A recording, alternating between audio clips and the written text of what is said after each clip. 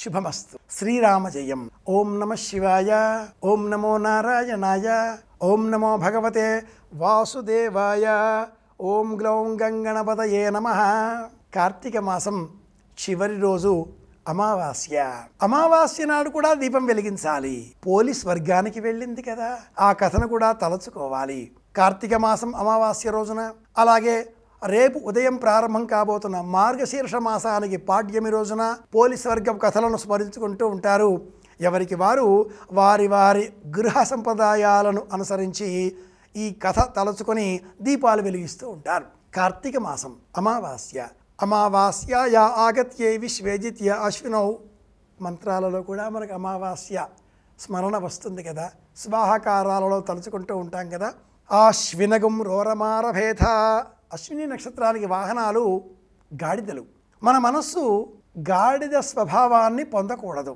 ప్రాచీనులు ఎవరినైనా కోపంగా దూషించాలి, కోపం తెచ్చుకోవాలి అంటే అడ్డగాడిద అడ్డగాడిద అనేవాళ్ళు.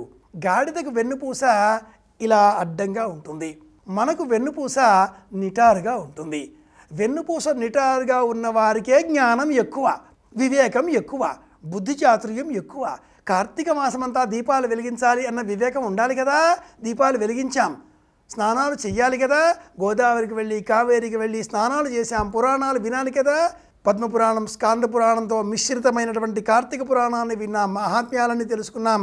వశిష్ఠుడికి జనకుడు బోధించిన ఈ పురాణ కథలన్నీ కూడా వల్లే వేశాం. కానీ ఇతరులకు ఉపకారం చేసేటటువంటి కనీస బాధ్యత మర్చిపోయాం. ఇంటి పనులన్నీ ఒకరి భుజాన వేసి మనమంతా కూడా పూజలు చేస్తున్నాం అంటూ దేవాలయాలకు వెళ్ళిపోయాం, దీపాలు వెలిగించాం, ఉపవాసాలు ఉన్నాం, భజనలు చేశాం, కోటాను కోట్ల కిలోల కొద్దీ పుణ్యబలం పెంచుకున్నాం అనుకున్నాం. కానీ మూలం మర్చిపోయాం. ఇతరులకు ఉపకారం చేయడమే మూలం. అంతా పని ఆవిడ మీద పడింది. పోలి ఎంత శ్రమ పడిందో.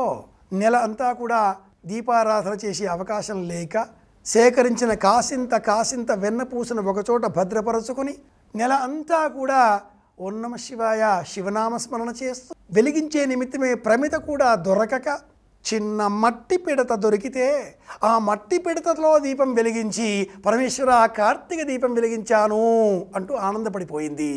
మరుక్షణమే కైవల్యం, కైలాసం, స్వర్గం నుంచి విమానం. కార్తీక పురాణంలో, మార్గశీర్ష పురాణం ప్రారంభంలో వినిపించే, ధ్వనించే ఈ కథ చెప్పే ఆ సారాంశం ఏమిటి అంటే, మనం నేర్చుకోవలసింది ఏమిటి అంటే, పరోపకార పుణ్యాయ పాపాయ పరపీడనం.